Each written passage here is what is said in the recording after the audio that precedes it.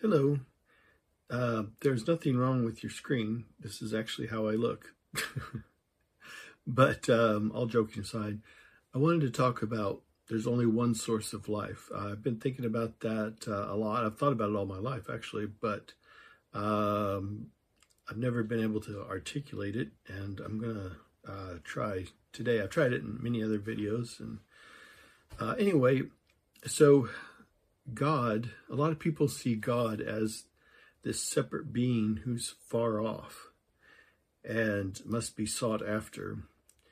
But God is not a separate being.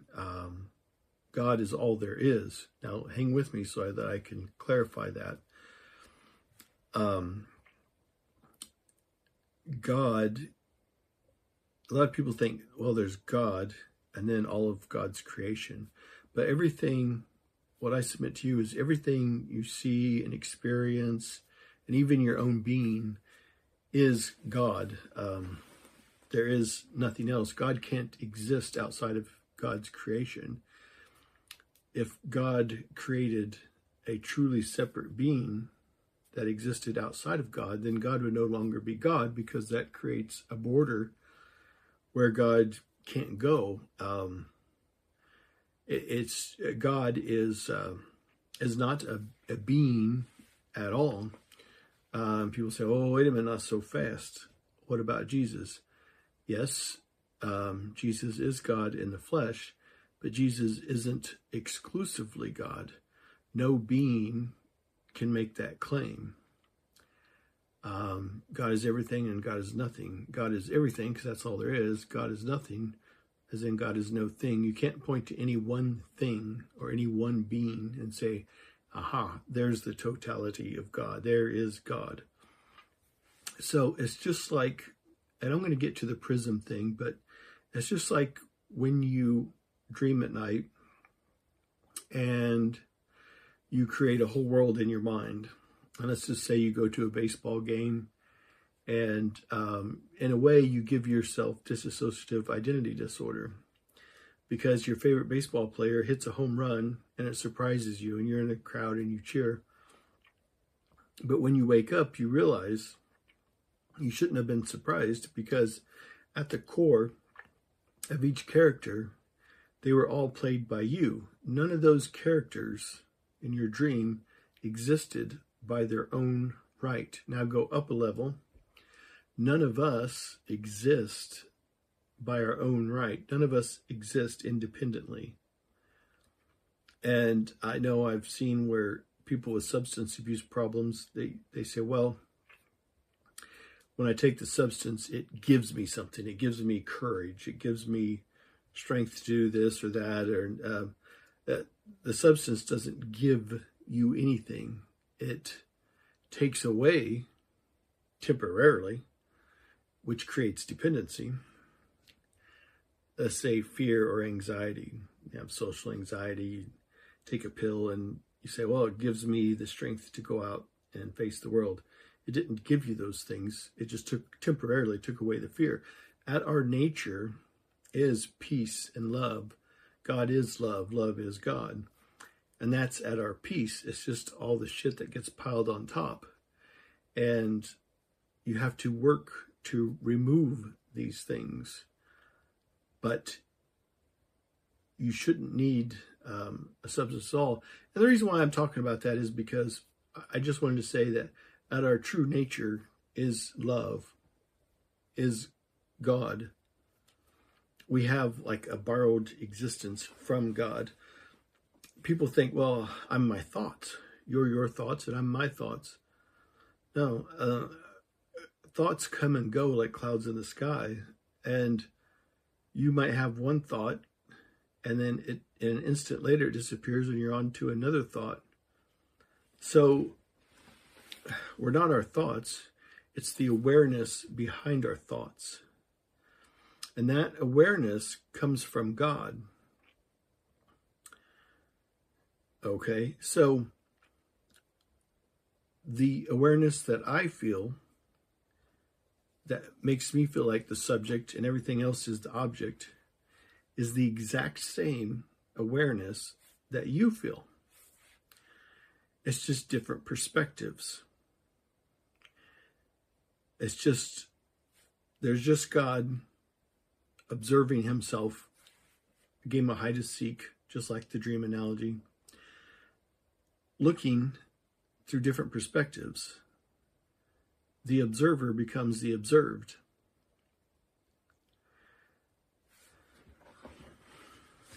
So think about when you take white light and shine it through a prism. The light appears to divide and be separate. Say the red and the yellow, green. Okay, that red, yellow, and green does not exist by its own right. It's a borrowed existence from the original white light. And they're all the same.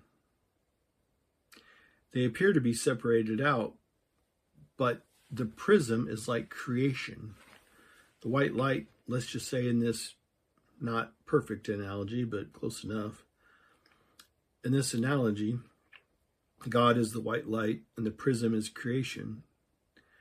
And the light appears to separate out, and now the light can experience itself from the outside looking in. You know, you've heard, as above, so below, as within, so without, is another way to say it. It's the same thing. You see the white light coming in, and you see all the colors. All the different colors were already there. The prism is just exposing and creating the illusion of separation. It's just an analogy, but I've been thinking about that, and I wanted to share that with my audience, and that's what I wanted to focus on, was the light prism. But I find myself always going back to the dream. I mean, if you have a dream, and you're laying in bed in the middle of the night, but you have a dream that you're standing in front of a lake, and you forget that you're dreaming. You know, that's happened to all of us. You put yourself in a dream and you think it's real. So if you're standing on the beach in your dream and you see the sailboats, people swimming, it's a good time, beautiful sunny day, and you're sitting there thinking about theology and things, and you say, okay, so I see this beautiful water, but when I close my eyes, it all goes away. I don't see it anymore. Therefore, what makes me conscious must lie right behind my eyes.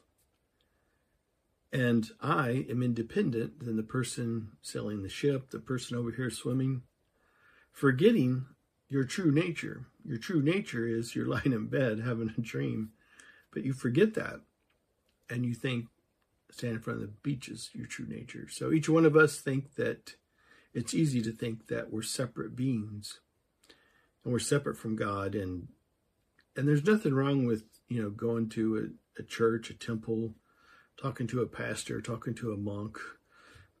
Well, those are all great things, but if you're searching for God outside, search within. I recently watched a video where this atheist, he was a pastor. He was a Christian for 48 years and a pastor for 30 years or something. And then all of a sudden he decided to become an atheist because he said he couldn't find God. And he searched here and he searched there and he searched. And my wife said, gee, did he try looking in a mirror? And I admire her for saying that, because I think she's exactly right. As within, so without. Why are you going to all these places to look for God? Where do you think your awareness comes from? The awareness that I feel is the same awareness that you feel. You can compare it to space in my office here. There's a space here. There's space in my neighbor's house. There's a space at Walmart down the road. There's a space at your house. Okay. There's the appearance of many different spaces. My God, how many different spaces are there? There's just one big space. And that's the same way with awareness. There's only one big awareness, and it's God with the appearance of separating himself out. And the observer becomes the observed from multiple angles, just like the light prism. So in conclusion, God is all that exists. God can't create outside of himself because that's all there is. Just like you couldn't create a dream character outside of yourself. You can't pluck that baseball player out of your imagination and have them exist somewhere else. So I hope you found this enlightening.